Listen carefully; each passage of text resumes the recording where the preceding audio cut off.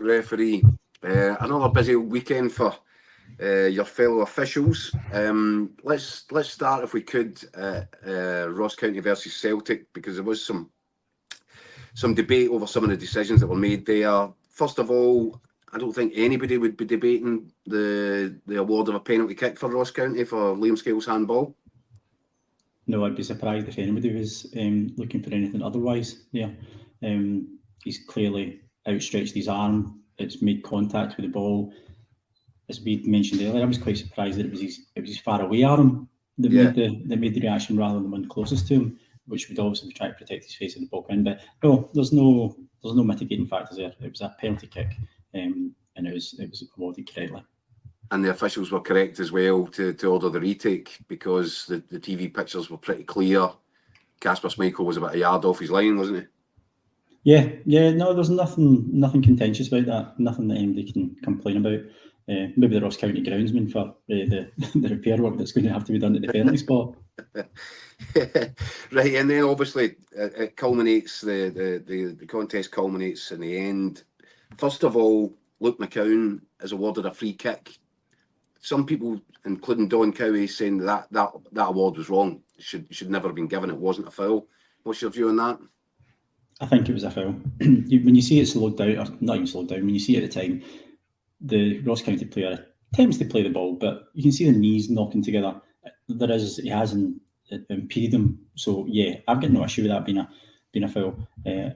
That's exactly what the referee's there for.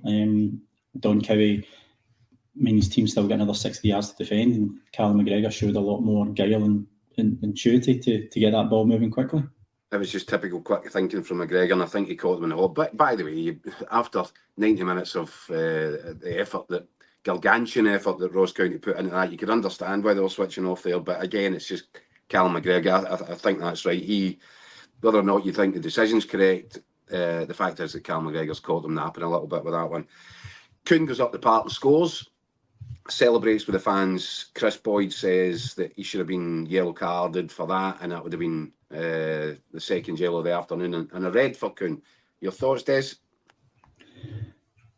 Well, it's not get into the crowd to celebrate. That is not an automatic yellow card. When we've looked at the way that IFAB have worded it, it's very much down to the referee's discretion and how he feels it. The celebration wasn't excessive. You are allowed to celebrate a goal. That's there. I think a few years ago, people are under the misimpression that people were worried about the crowd coming down, etc. But the wording of the IFAB law says that it is not an automatic yellow card. It wasn't excessive. He returned to the field of play pretty much straight away. It didn't hold up the restart of play. So therefore, it's not necessarily a direct yellow card.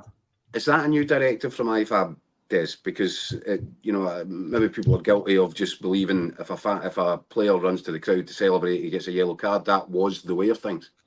That used to be, as I said, I think it was more of a safety issue that was maybe being brought upon by local police, etc., just to stop this whole swathing and swaying of people down. But the IFAB rule says players can celebrate when a goal is scored, but the celebration must not be excessive. Choreographed celebrations are not encouraged and must not cause excessive time wasting. Leaving the field of play to celebrate a goal is not a cautionable offence, but players should return as soon as possible. If you're using those words, that's exactly what Kuhn done. Okay, well, that's that cleared up. At Ibrox on Sunday night, Hadji red card, difficult to mount a defence when you saw it. I didn't actually think it was that bad at the time at full speed, but when you saw it slowed down, where he makes contact on the leg, it's a bad one, isn't it? There's no real defence for him. No, I think pretty much like yourself, when I first seen it, I wasn't not over the interest. I didn't think there was anything terribly much in it. But when you see it slowed down from another angle, you can see that he's lunged. He's very lucky that the player didn't come in with a serious injury there, because you can see where his contact with his studs has made with the foot. I think it's pretty good that Clement has come out and backed up the refereeing decision. I feel sorry for the player. He's obviously on a high to get back in, but I'm sorry, you can't challenge like that. That's one of them. There's no malicious intent. I don't think anybody's looking at it saying he's trying to do him, or he's just mistimed it, hasn't he? That's stuff you just can't do it. It's endangering an opponent. That's the rule, isn't it? Yes, a serious foul play at that moment in time. Right, okay. Now, a couple of the other talking points from the weekend. Dundee v Kelly, incredible game of football. But Big Silla, red card. Now, most people, Des, are struggling with that one to see why he was given a second yellow. But you're not so sure. You think that Silla might have done intentionally backed into Matty Kennedy. So I've got to admit, for the past day or so, I've been thinking, no, not a chance. How he's trying to win the ball, and I do think he's won the ball. I don't think there is any malicious intent in it. And I've been at loggerheads and odds with other people because I'm actually backing the Dundee player there. I didn't think it was.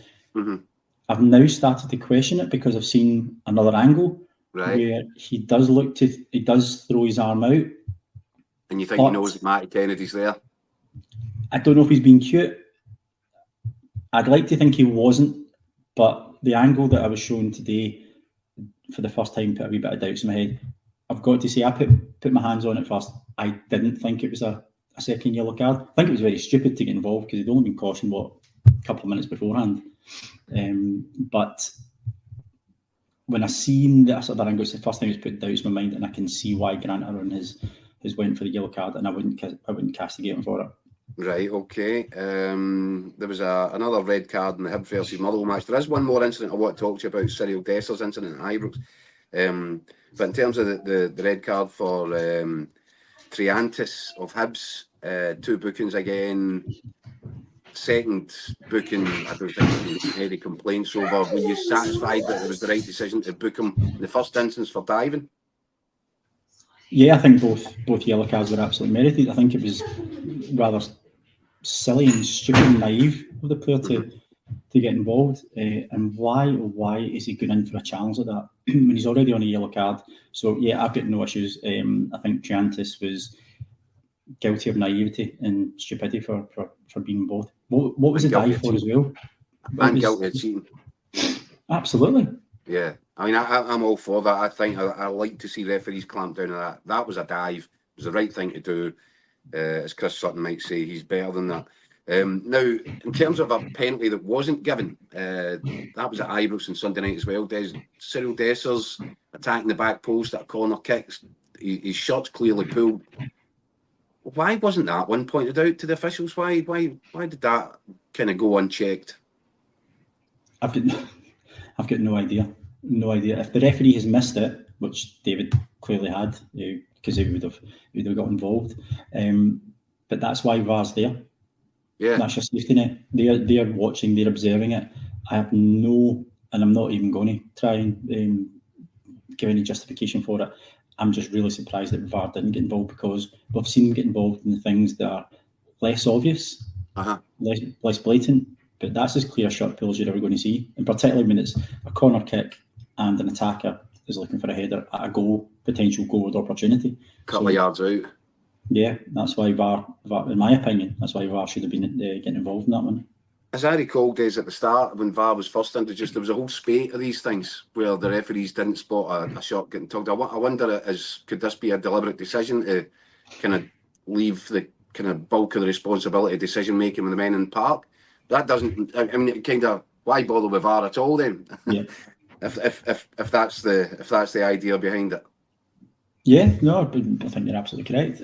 If you're now saying that and I totally agree, I think that 99.9% of all decisions should come from the on-field official because they're the one who's got the feel for the game, they're the one who's observing it close by. But if you're bringing in VAR to add to the game, well, you add to the game to get the main and big decisions right. And for me, that was a big decision that should have been called, and they've chosen not to. So it's almost somebody at Clydesdale House was sleeping or on a tea break or something. It might have been an electricity shortage at that moment in time. Des, our resident referee, can't thank you enough for joining us, and we'll speak again soon. Yeah, no problem.